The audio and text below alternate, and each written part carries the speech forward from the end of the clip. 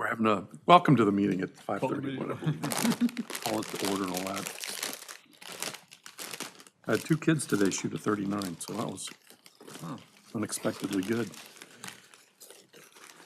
Go ahead, Alex. Sure.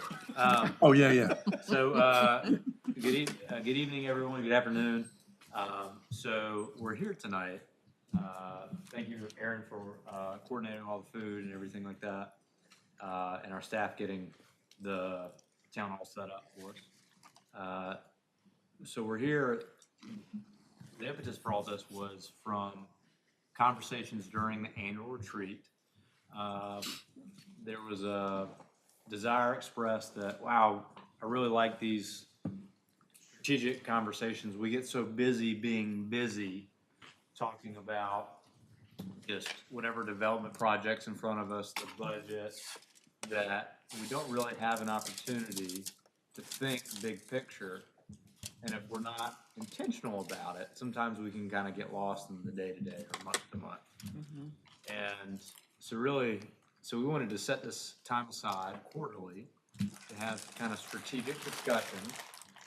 And we may get into this and say, you know, this makes sense, but it's also maybe a team building type thing. So I think there's a lot of different ways you can approach this, all of which are usually not mutually exclusive. So that's the backstory about how we do there. We'll schedule this weekly, or monthly, quarterly. It was monthly. So that's the kind of background. What are y'all thinking? What are you hoping to get out of these meetings? What's a good structure for them?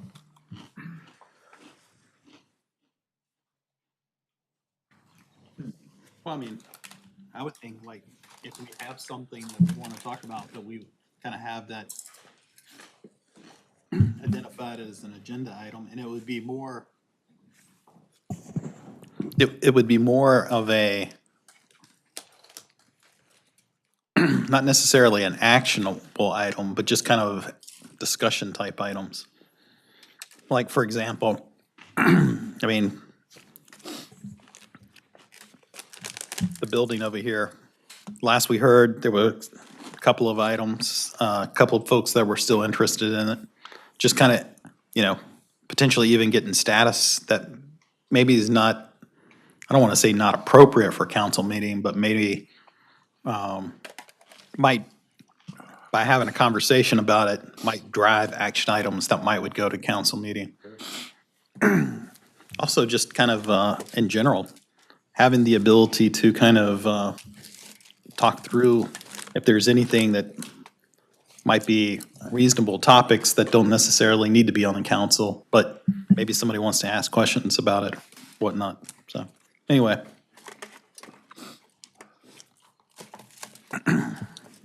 These often feel like, I don't, David and I may have suggested these, I'm not sure if that was the case, but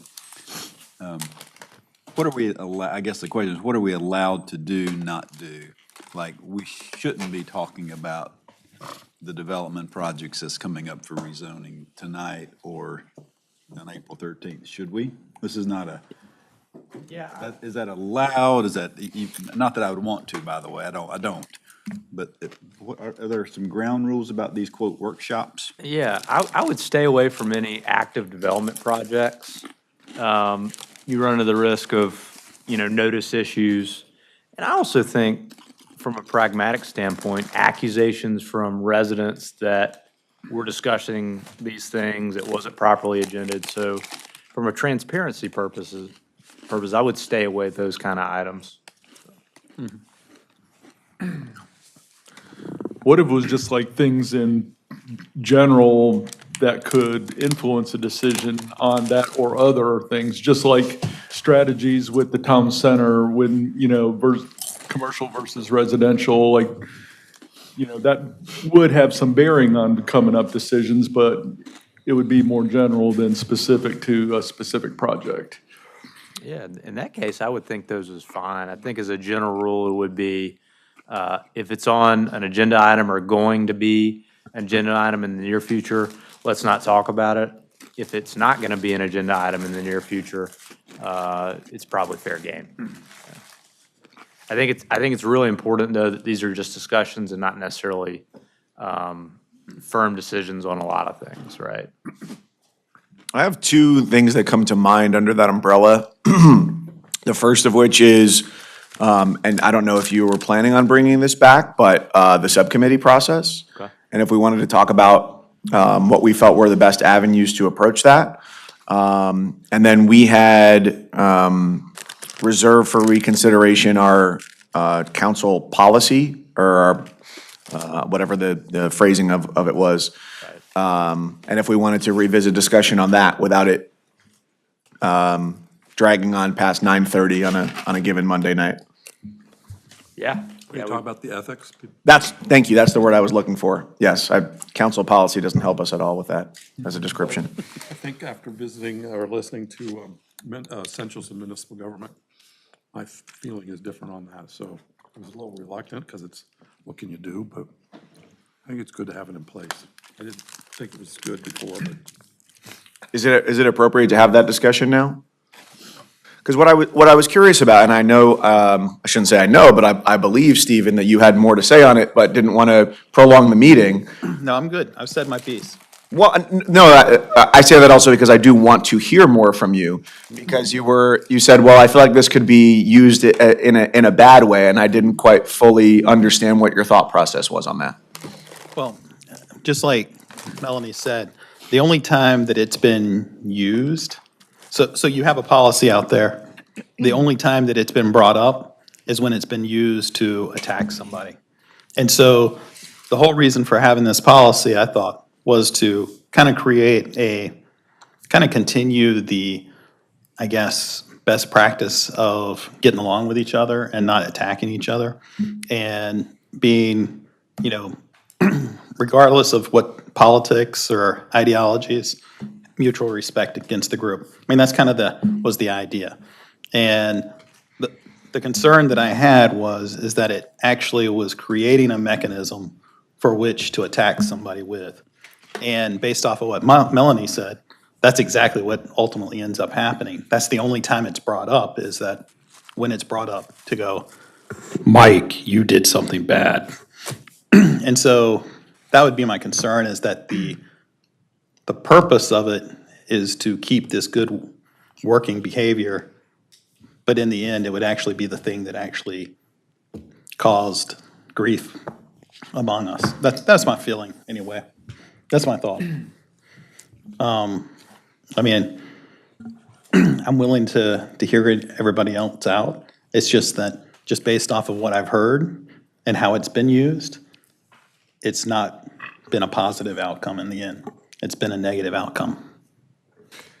Well, looking back after you had said that at a previous meeting, I went back and looked at the materials, that we had done when we did our boot camp, and saw things that were like very similar already in place. I'm like, are we putting something on top of something that's already there that's sufficient? Do we need to just add anything to that, or do we need a completely different layer? It just seemed kind of a little like some of it was maybe redundant. And so it kind of made me question a little bit if it was, a necessity, or if we just wanted to have some statement of like general guiding principles that we, agree to, rather than, delineating specific behaviors. I don't know. David, how did the Essentials of Municipal Government course change your outlook on that? it made me look up our own. We already have it. We already have a code of ethics. Yeah. And I'm reading it right now. And it's a lot more, I don't remember what we had, but it's very detailed. And it's all the things we've already talked about. So, Aaron, is it possible to pull up our code of ethics relatively? I pulled it up. I must have downloaded it on my drive, so I don't have it in the, oh, there you have it. You'll find it there. So when we had that, we talked about it at Essentials, and that made me think, don't we already have something? Something he had on the screen made me like, remember, oh yeah. So I went digging, and I found our own, I was gonna mention that here shortly, and then like, why are we creating a new one when we have one? There you go, thank you.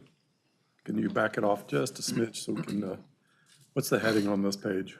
Just that's the top. It's the first policy after the index. Yeah, so if you scroll down to the purpose, now therefore, and then the purpose, and then there's like 2.5, 3 pages of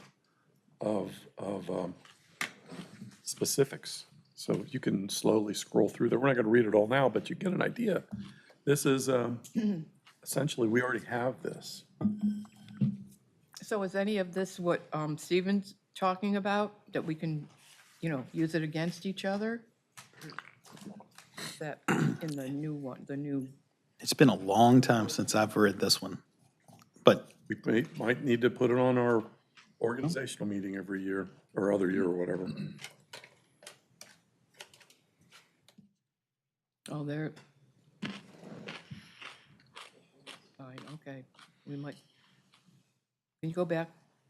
Well, Last one. we're not gonna go read the whole thing, Okay. because there's quite a lot of items in there, but if we're gonna put this on a, Okay, I mean, we can discuss it now, but I think if we're gonna go through the details, we want to, each of us have this out.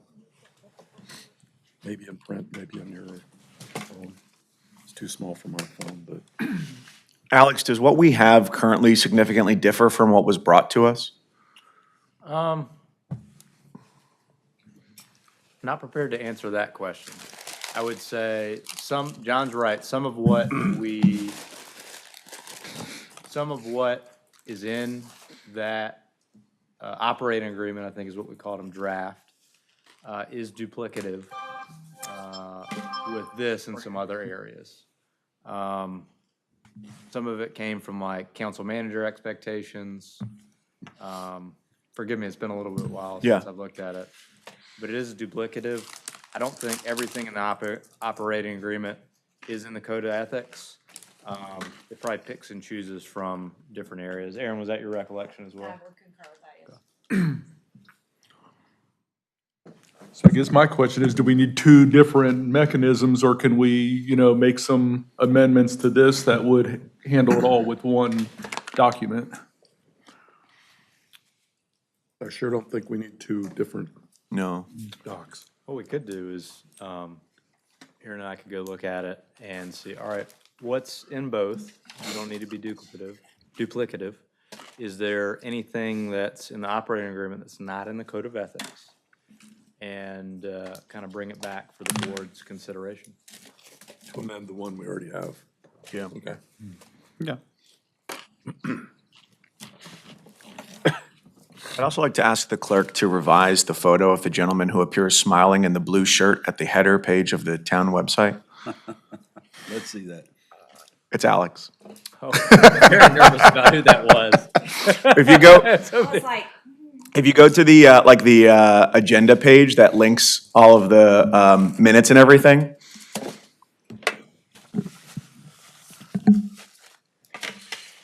oh, this one, oh, okay, I see what you're saying. So Oh, no. the pictures. oh, it actually changes? rotate. Oh, I just happened to keep getting the Alex one, okay. The pictures will rotate. Was that recently revised, like the look of the site? We did have for the 50th celebration, for our 50th anniversary, the entire website was black and gold. Since 50th is the golden anniversary. Prior to that, we did use our logo colors, but this has been, it's a little bit revamped with the colors a little bit more bright. It looks nice. Still with the logo. Yeah. Yeah. So it was done in January, because as soon as we ended our 50th year, that's when it happened. Got it. So I think what would be helpful about this, if we're sort of what these are, since we do so much land use, the discussions, to me, it might be helpful for us all to revisit things like the comprehensive land use plan. I know that's a big thing, but I think I started in 2019. We all started in different parts, and y'all just started on this board, but you've been in planning, and you were in planning. But we get a lot of feedback about the 2017-18 process that guides our zoning across the town. And at a 1,000-foot level, looking down on the town, I think it's interesting to sort of understand what that was and does it need to be revised. So I'm always interested in using workshop time for education about those things. Another one would be sidewalk connections. We had a presentation a while back, weeks ago really, about sidewalks and where you could connect them. I'm interested in that. And then, things of that nature. So Greenway plan, is it outdated? What have we done? How close is it? Is it even real? And do we need to update plans? That's the kind of stuff I think I'd be better served at in these hour and a half long meetings to revisit those things. Or having a speaker come in like Ron from the County Economic Development Group, or someone from the county to talk about sewer issues. Those are kind of helpful things. So they kind of fall in the world of education, reminding us what policies that govern our land development and those kind of things. One of the things I talked about with Max and Alex today was, do we need to revamp our code, our, what is it, the United, what's that thing called? Uniform. Oh, the development ordinance? Yeah, BDO. no, UDO, is that what you just said? Yeah, Unified UDO. Development Ordinance. I never remember those words. But I think we should look at that, because I just think there's so many different things. There's these neighborhood policies, and then there's a small area plan, and then there's the big picture. Here's this is zoned something, and then, but do we go by that, or do we go by the small area plan, or the, whatever the other things are?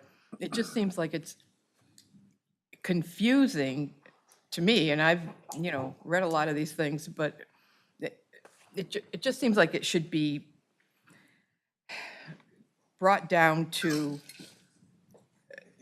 each zone has, this is what's allowed in a zone. And maybe a neighborhood plan too, but, not all these different, this little area has this and this little area. And sometimes things they say something completely different than the other policies. So I think this, would be a time, and Max said he would bring it before the board at a later date. He wouldn't. That's not wholly inconsistent with what I said, just sort of big policy plan reviews. Yeah. Education reviews. And Yeah. I think if we pulled up the comp plan and looked at the document, and I don't want to do that, by the way, it's hundreds of pages, but small area plans, I think that would generate some questions about policy, and where are we in the implementation of, we're going to do one tonight in the Chestnut small area plan that pretty much conforms. But how are we in building these out? Do any of them need to change? Or the Idlewild small area plan is we're doing exactly what the plan called for, but we've got all kinds of resistance from a neighborhood.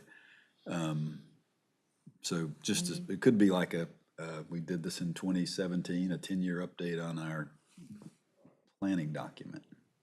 Not an update like hiring consultants to do it, but some report back on how are we doing. I think those things are interesting to me. Well, I know another, And a good way to explain how it all ties together. Yeah.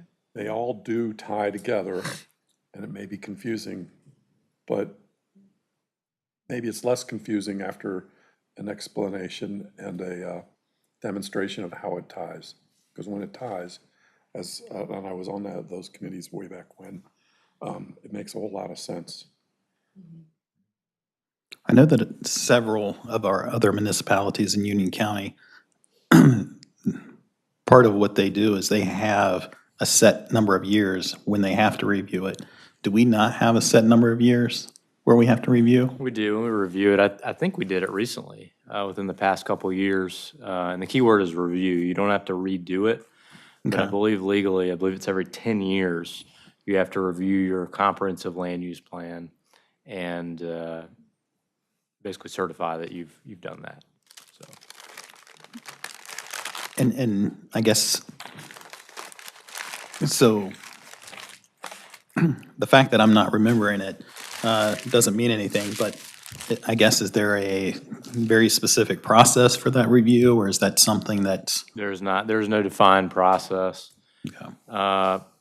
redoing your comprehensive land use plan, your small area plans, ideally, the comprehensive land use plan is like the granddaddy of all the plans in the sense that that's the big picture vision, right?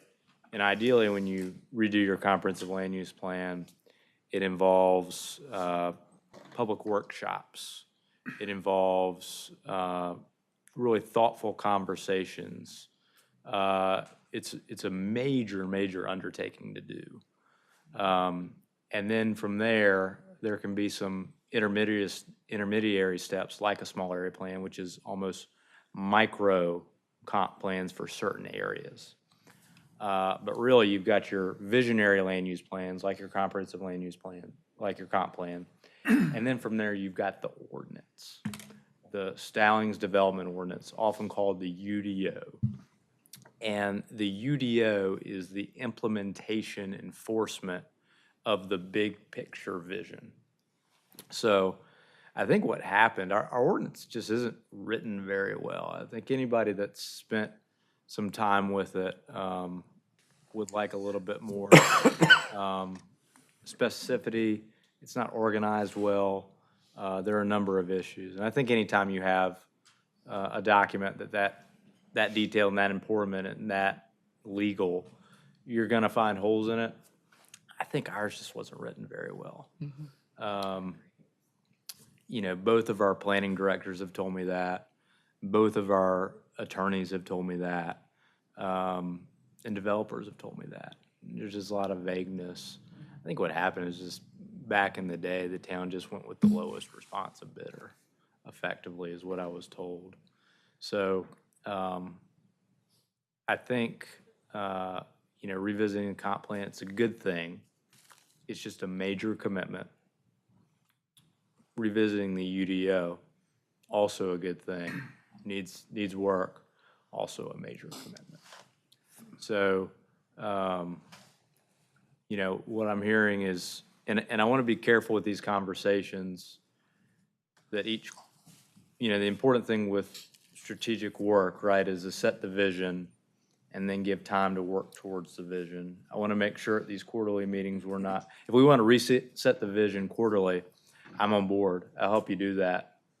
But I want to be mindful in our conversations of resources available, what we're marching towards now after the annual retreat. And if things come up like the comp plan, that's great. Let's handle those, let's tackle those. And there may be, I heard Brad say, some education on the front end, right? But just be mindful that some of these things are major undertakings. And another thing that I mentioned today to them is, I know you guys probably have all just worked for the Stallings government, but we do a lot of rezonings, a lot. I mean, at least once a month, sometimes two a month.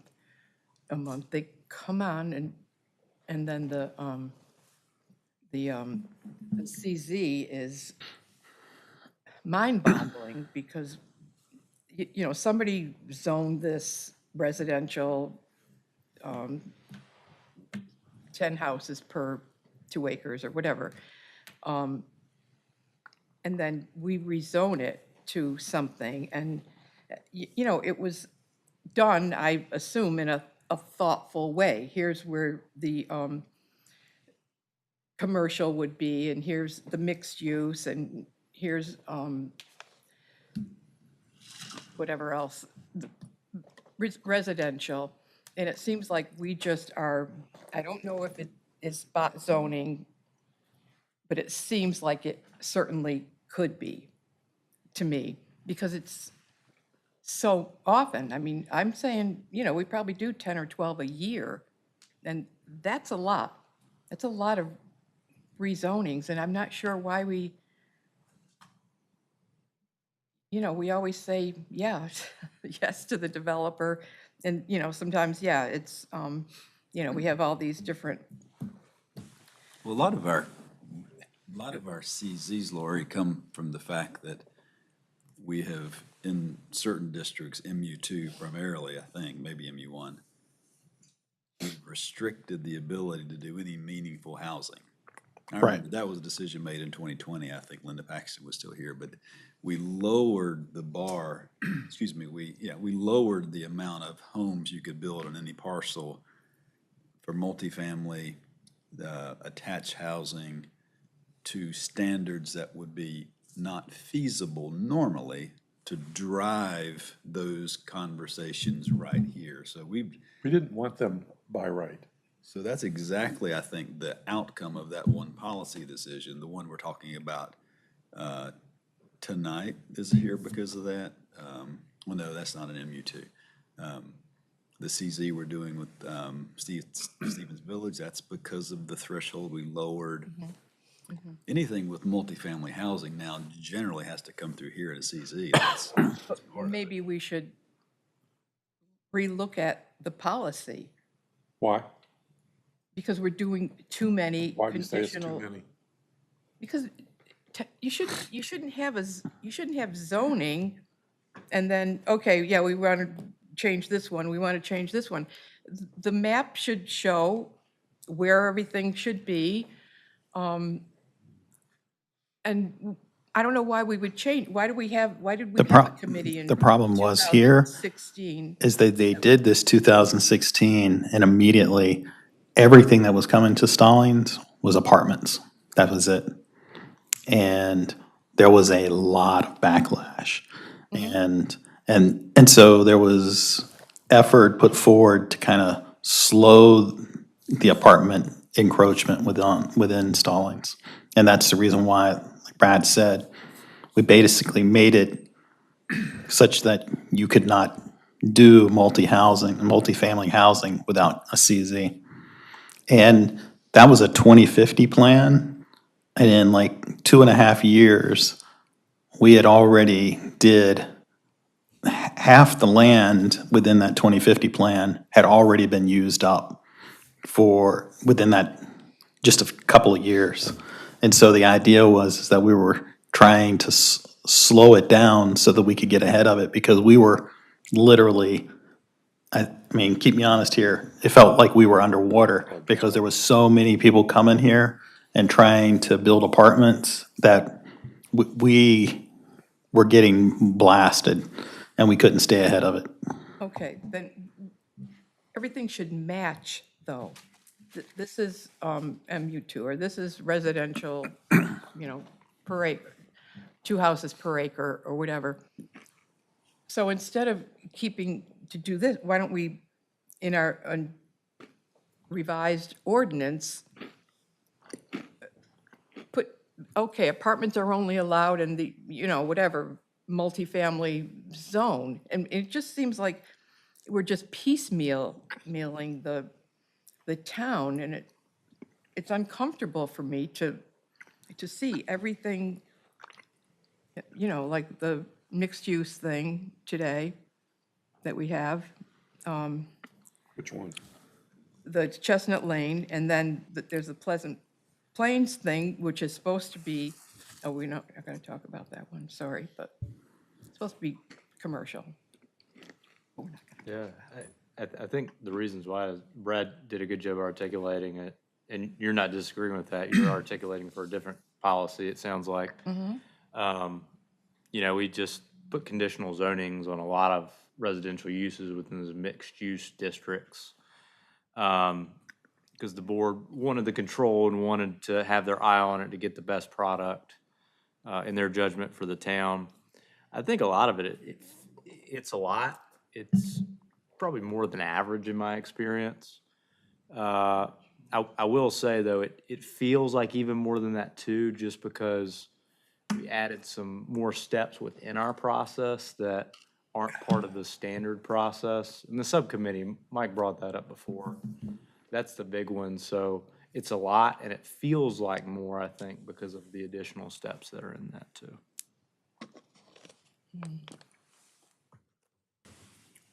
I hear what you're saying, Lori. And I think I understand the vision that you're articulating of when you drive through a single-family neighborhood, you want it to look like a single-family neighborhood and not have the great example is, and the name always escapes me, what's the bar that's surrounded by the apartment buildings?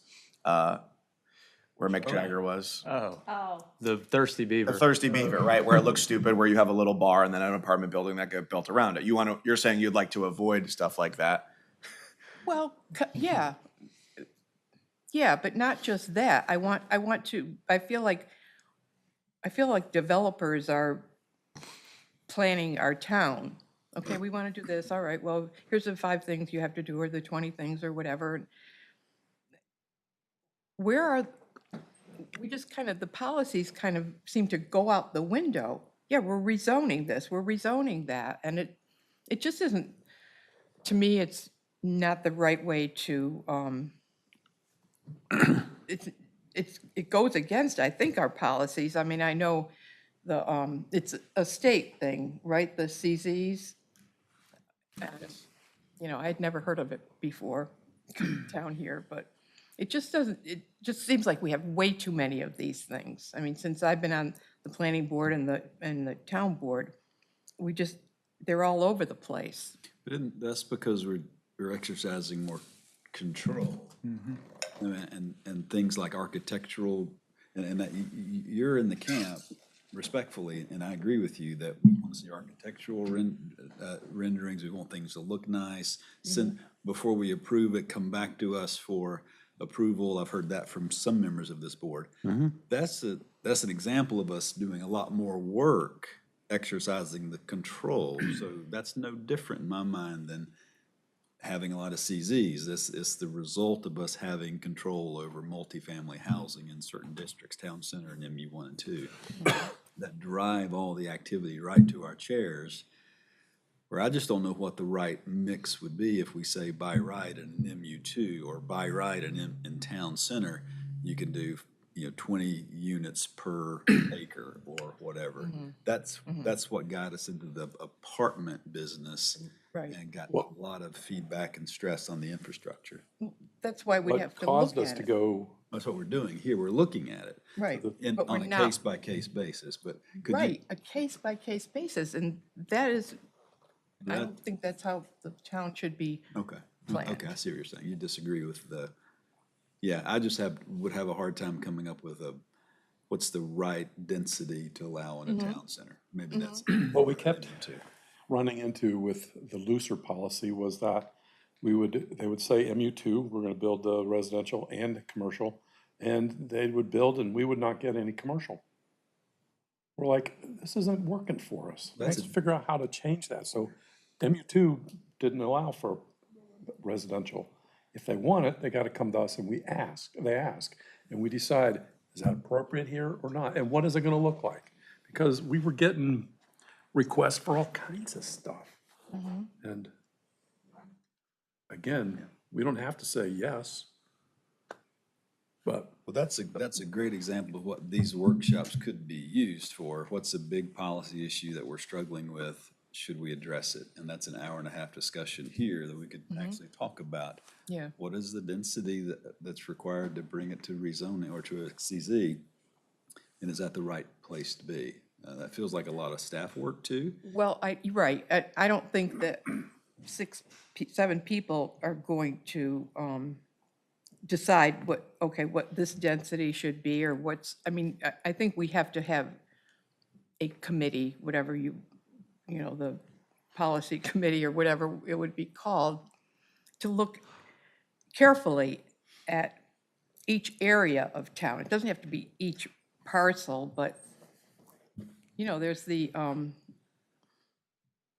what's that zone that starts with a U? UDO? No, the zone. Industrial? Zoning category? Yeah, begins with a U. Industrial. It begins with an I. I told you. It has a U in it.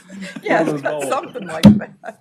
Well, as I refer to residential, it's industrial, so I know where you're Industrial, going. yeah, okay, that's a good way. Yeah. But, I think that that's well-zoned or well-planned. I mean, I don't think anybody wants to be trying to rezone something too industrial too much. But, you know, we don't get that kind of thing.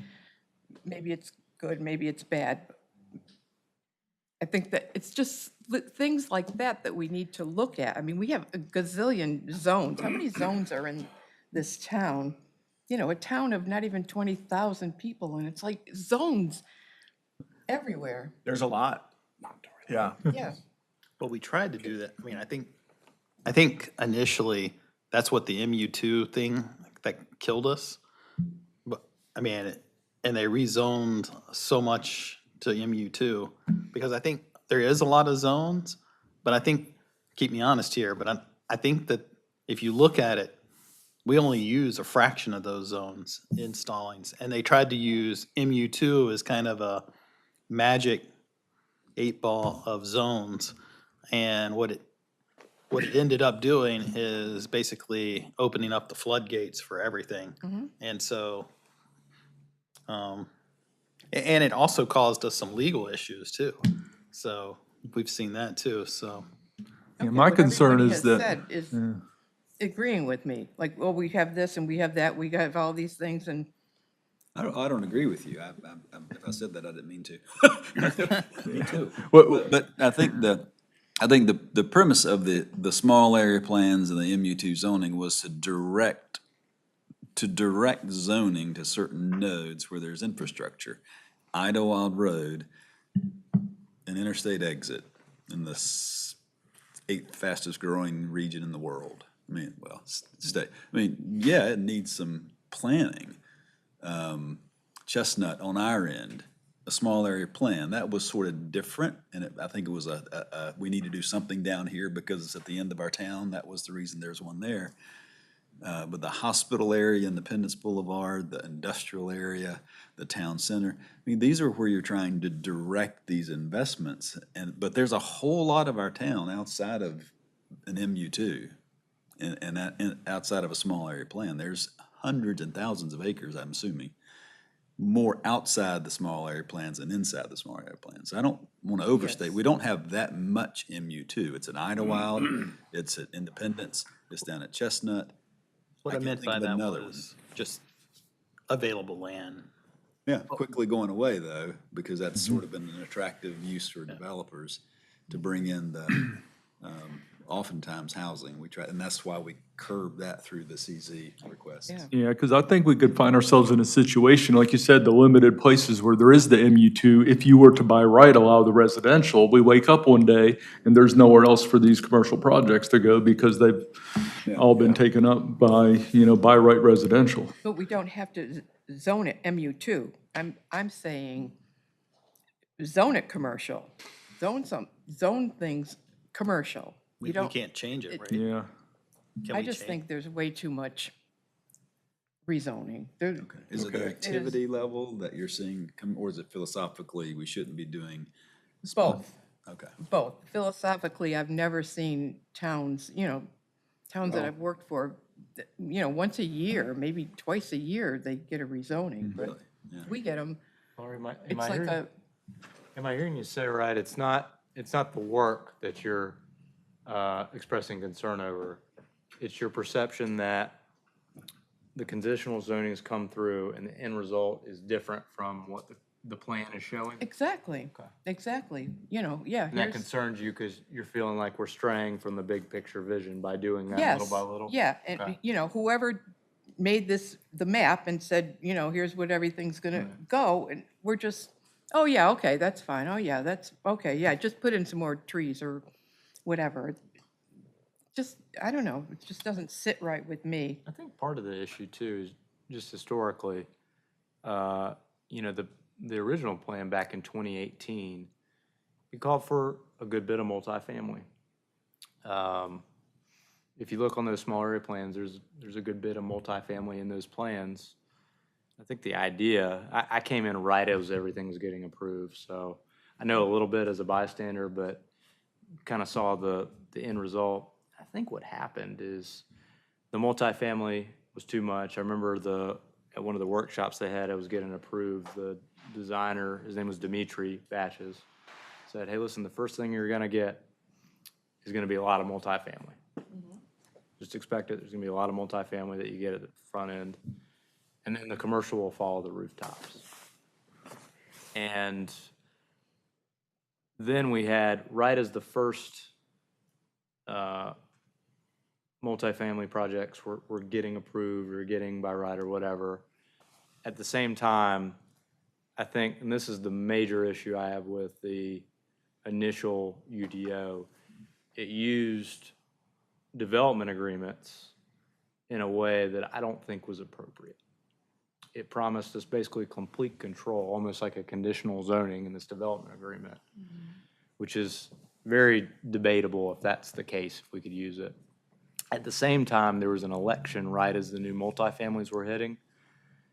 And a lot of the folks that were very anti-multifamily came in, and the idea of spending the money to change out these comp plans was just a lot, right? I mean, you're talking hundreds of thousands of dollars at the time to redo everything that had just been done. Yep. And so the solution, the cost-effective solution that was proposed and council went with, was to apply CZs to a lot of the concerning uses so that the board could control it. So I think that's what's happened, where you've got this situation where you've got these plans that, not in all areas, but some areas, the amount of residential density that's shown on there makes people uncomfortable, right? And there was a lot of fallout from those There was. initial, There was.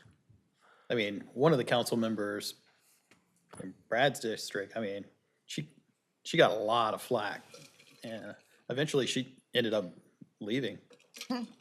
So, And I'm not saying that was a good thing, it was a bad thing. I think that's just the history of how we yeah, got it was there. just a history. It's just a history. There was a few projects that came through that were a lot of vocalness. I mean, that even makes like this Stevens Village somewhat tame. I mean, there was, It was a lot of flack for what? well, first of all, the way that the rezoning was done, there was like a mass rezoning, okay? And a lot of folks didn't even realize what was happening. And we kind of see that with some of the CZs that we get, is that we have to rezone some of the stuff back. But I think also, you know, all of a sudden, like you said, there were several apartment complexes that were in play, and that people felt like they had no, right or wrong, had no visibility into, to say, yes, this was a good thing, this was a bad thing. And that was at the time where Indian Trail was like the fastest growing per capita in the United States. So it was like, I mean, CNN actually did an article on them as far, because of their growth. And so we were, you know, people were like, we don't want to be them. And there was that kind of flack going on. We don't want to grow that much. Because there has been, I mean, you've even heard it from Stevens Village. Stallings was intended to be this sleepy suburb, the way home should feel, right? And then effectively with that UDO and with, things were changing. It was, the intent was to change it. We were too heavily weighted to residential, and we really needed to go more commercial because of just the way the expenses were. So then like I said, you just got a lot of flack coming out of that. And so we had to do something because, like you said, a lot of those people got voted off and new people got voted in to take and say, okay, we need to put the brakes on this, pump the brakes on this. Along with what you're saying, Alex, part of the 2018 rezoning was in the mixed use too, in an effort to create more commercial areas, right? Yeah, more mixed use. One of the things that, if you read that comp plan, you'll see is that, if I recall correctly, a lot of the residents, at a lot of the workshops they did, the open houses, were asking for basically more amenities in town, more things to do, you know, restaurants, things like that, among other things. And I think the response that the comp plan had was, well, to get the things that people are asking for, there was a need for greater residential density. So I think that's how we got there. Would it be possible or even useful if, in hearing what Lori is saying, that when we're proposed with a new project, that whether it's within a small area plan or just within the town at large, if we saw, okay, if this project goes forward, here's what your commercial versus residential town tax base looks like. Or within the Idlewild Small Area Plan, the Chestnut Small Area Plan, here's how this would impact that. Does anyone think that would be helpful? Or I don't know if that's practical, but just an idea that has come to mind. Yeah, let me talk to Mac about it. I recall us having a conversation, Mac and I having, and there might be some things we need to work through as far as legality, but I'm happy to look into that. Yeah, for the purposes of commercial, apartment complexes, I believe, are classified as commercial. They are, but they're still residential. Yeah, so just have to be careful about the way we phrase that.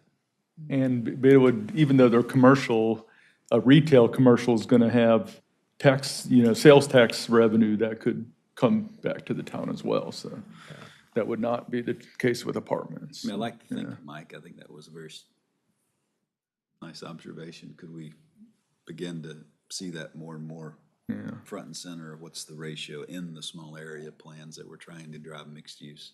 Because that's been helpful in considering a variety of projects of which way do I want to vote on something. The other thing. The ratio of, I heard you say maybe the tax implications. I heard Brad say the ratio of, so I want to make sure we're talking. My intent was to say what Brad said, Okay. but I like the option that you also said.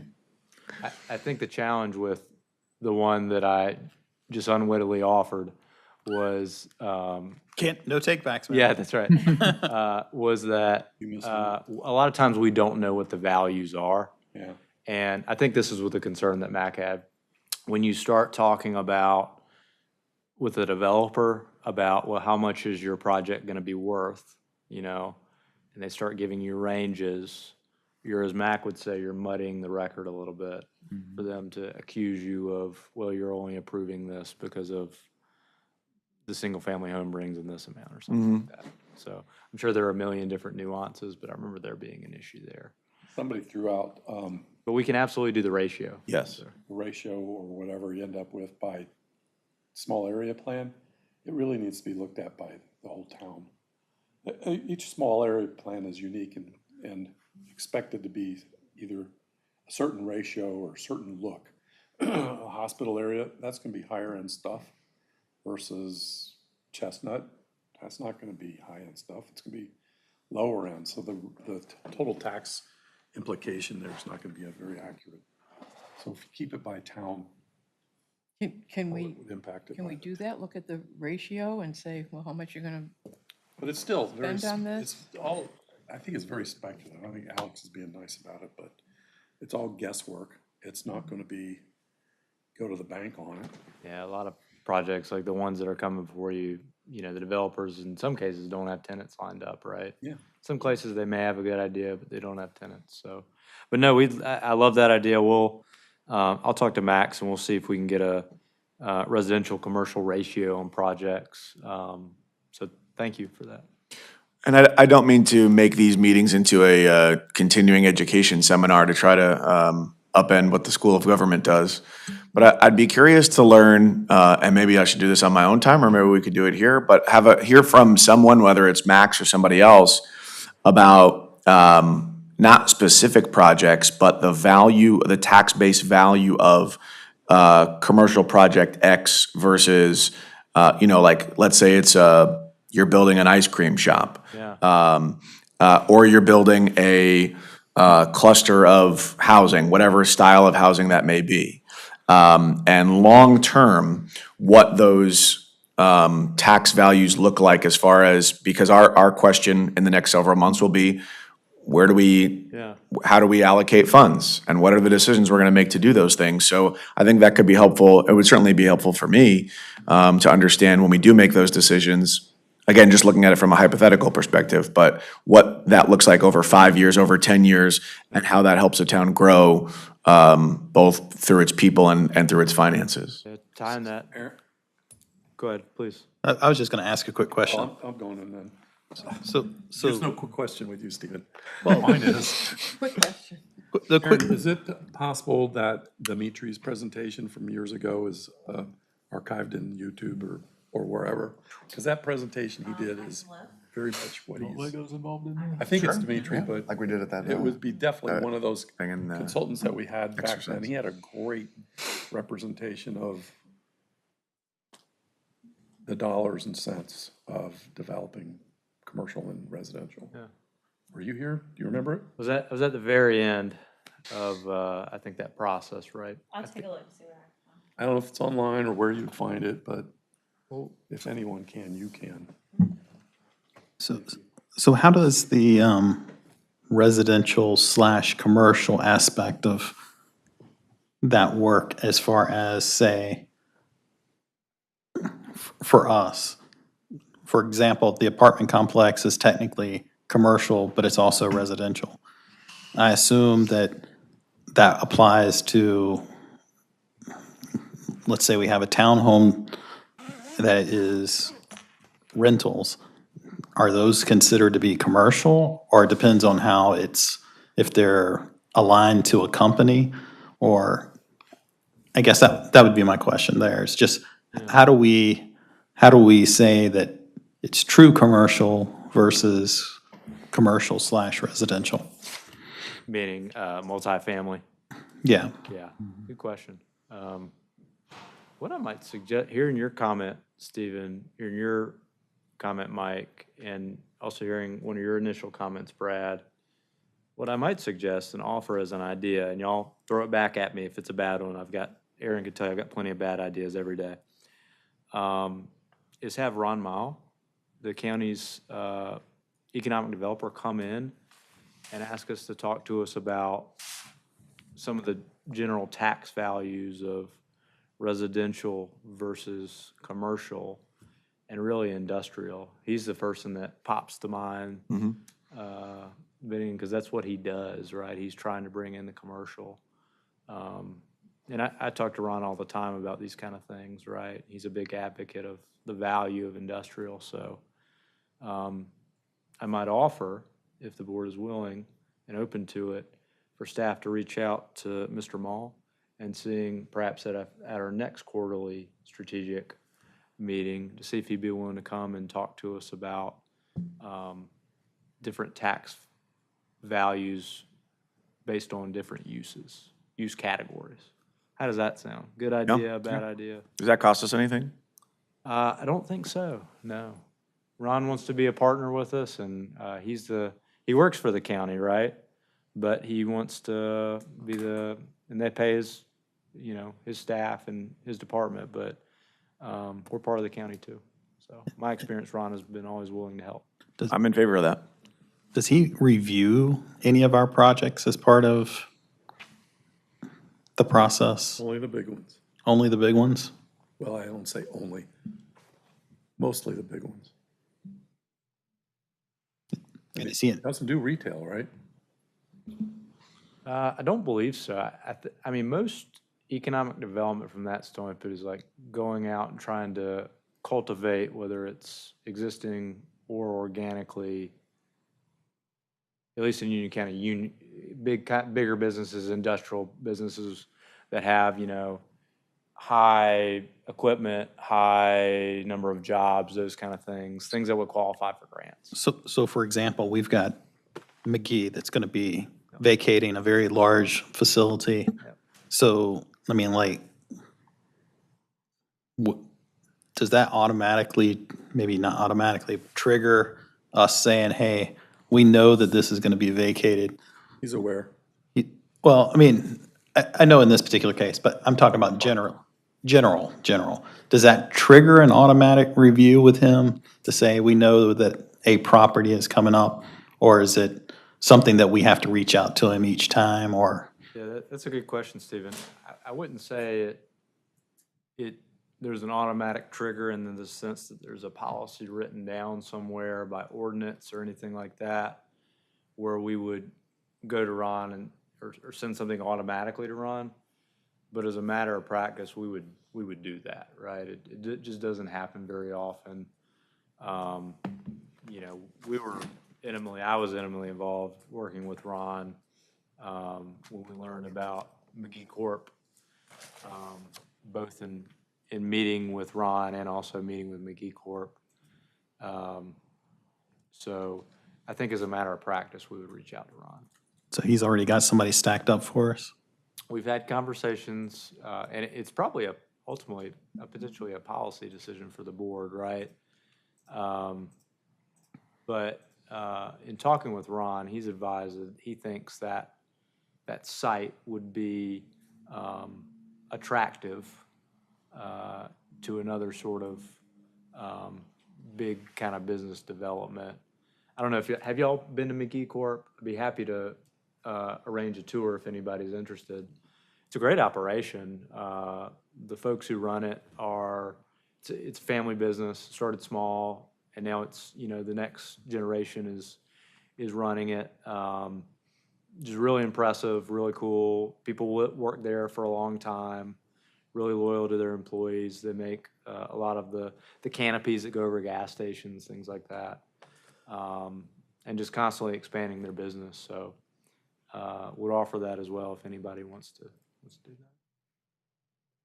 that. So will there be somebody that's run, that, works as, like trying to attract business, like who was that man that's trying to get us in the lawnmower? What was John Deere. the broker? Yeah, I mean, not necessarily a broker, but an economic development person. I mean, I know we don't have anybody in the town, but, does he do things like that for, trying to get what we want at McGee or other places? Be very careful how I say this. Yes and no, and on the no side, I don't mean it because of anything Ron's not doing. I think as a matter of just workload and resources, they're over the entire county, right? And so they're looking for the entire county. Stallings is an important piece of the county, but just a part. So I think what we as staff try to do is almost think like many economic developers, but also be in regular contact with Ron about issues. I think another resource we have is David with his experience and Brad with his background in economic development on the Economic Development Committee. So we try to talk through a lot of issues with that committee. And a lot of the things we've done, whether it's changing the zoning in the Union West Business Park, that area is really a prime area. And I think if we had sewer capacity and potentially some zoning tweaks, and perhaps some other tweaks that are out of our control, we'd see more activity in that business park. I think the sewer capacity is a big issue right now. So for McKee, I mean, does it have it already has some allotted sewer capacity. So, Yes. so does that do they have to go back for sewer capacity? Is it Or- grandfathered in? Yeah, like, do they have to do a sewer capacity analysis and see if they fall, a new occupant would fall within that? That's a good question. If I recall correctly, and Aaron, you can correct me where you're wrong, we went through the same issue with the tractor dealership. Yeah, And essentially, if I move out of a house in Stallings and it's vacant for a couple months and Laurie moves in, there's not a redoing of the sewer process because the use is about the same as before, right? But if you're going and you're taking it from a retail establishment and then you're turning it into, I'm trying to think of just a super water, some sort of textile mill, right? Something that has a lot of water usage. In that case, they wouldn't be grandfathered in just because the use is changes so much. It's so much greater, right? Just because the capacity on the system is strained and it's questionable whether they can serve that use. So kind of common sense, right? In a way. Okay. So I would think a similar use would be grandfathered in. But a much more intensive water use, there'd likely have to be further analysis done. The way I understood it is the capacity is the capacity. Like, the dealership, the retail was granted a certain capacity. If your use is gonna exceed that capacity, well, that's the problem. That's when there's a problem. Which is why it's been sitting. And do we know why, I mean, what the rough capacity of McGee is? It high, low, medium? I don't, I'm sorry. No, I'm just curious. I mean, I would guess, I don't even want to guess. Yeah. I'm too rusty. I haven't run a water sewer system in 8 years now at this point. No, I'm just So, curious how, Aaron, you're saying that whatever John Deere had, X amount of sewer, that whoever moves in there can just move in with that amount of sewer. If that's all they need for that Right. use. But is correct. that still do they still have that amount and then they have to get more? Or is it, they have to kind of start over? It depends on the use. So if whatever use is going in there, if it only needs the capacity that it is at right now, Right, then they're fine. right. If the use is different and requires more capacity, then they're not grandfathered in, they have to go back. So they have to kind of start from scratch.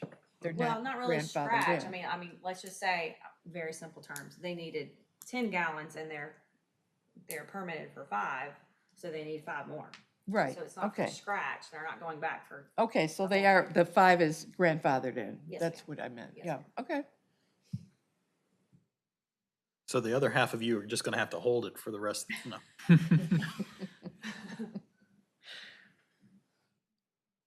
All right, so takeaways, we'll bring back an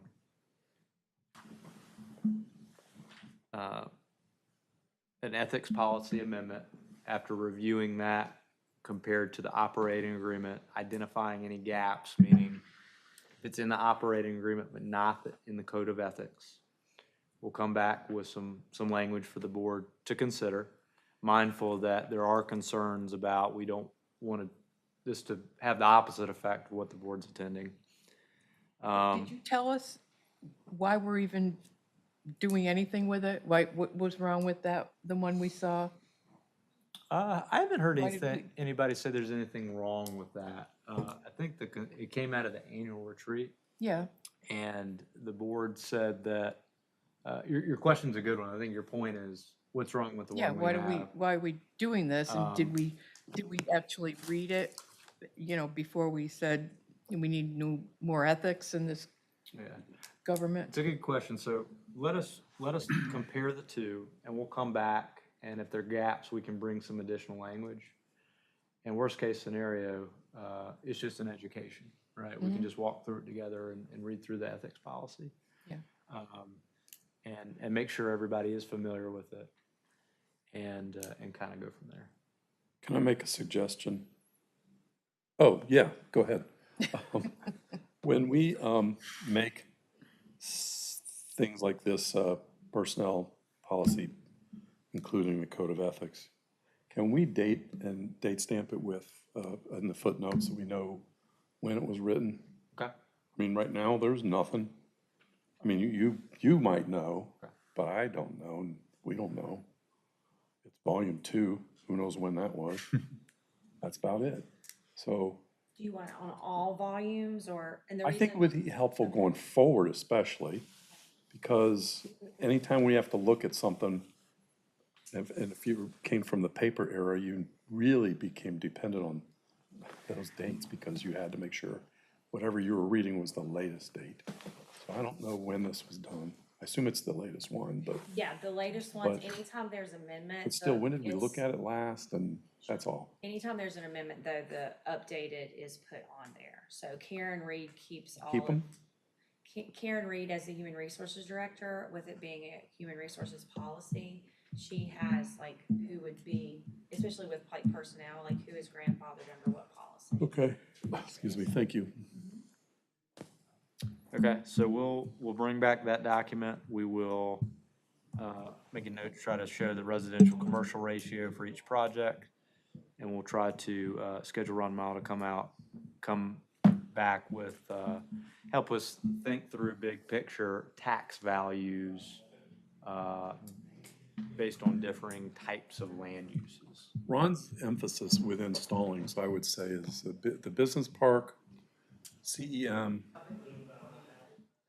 whatever the thing is across the street from CEM, and Northeast Tool. Those are the caliber and size he really pays attention to, or had been paying attention to. But he doesn't do retail or shopping centers or stuff like that. So we'll get an idea what commercial is, but we shouldn't be thinking he's gonna get specific for what we're gonna get. We're not gonna get another CM. We wanna keep them, but I don't think we're gonna get another one. I mean, that's the reason why McKee came up, is that if it's got sewer capacity and it's a relatively large, I mean, it seems like that would be a sweeter, a more attractive piece of property than some of the other places. we Throw have. that in there. He would be interested in that, because that is what, 4 acres or something? I'm sorry. McGee, 4, It's a something. little bigger than that, I believe. 4 to 5 acres of, maybe 5 plus, I don't know. Decent acreage back there with a already running manufacturing plant, so that would be of interest to somebody, but beyond that, coming down the line, he's Separate, Yeah. McGee, separate than those not gonna other- help us with the Yeah, wasn't there like a escape little room. dance thing and they're separate and, okay. All right, we done for today? I'll just mention too, there was a lot of talk about the comp plan. We've got it in, I think, the CIP for not 26, 27, but 27, 28, just as a placeholder. I was hoping to do a lot more land use work in-house, and I still think we can. I think the challenge we're running in right now is we just keep on getting conditional zonings, and with the subcommittees and everything, it's Let's just, break that subcommittee up. it's super resource intensive, so I hope I don't come across as whining. I just want to educate and I guess share that the way our processes are set up, not weighing in on whether we're having too many or too few conditional zonings, that's a policy decision for the board, and we support y'all and help you get wherever you want to go. But just from the way it's set up now, it's just super time intensive from a staff standpoint. I think we're struggling to really focus on a lot of the long-term work that we were hoping to do. All right, Do we need another staff another person in the another planning time. department? Let's adjourn for tonight, because there's folks coming in and break time. All right. Motion to adjourn? Second. Yeah, that's right. All in favor? Aye. Aye. Whoa. Good conversation, y'all. That was great. Yeah, thank you. Absolutely. And you know what?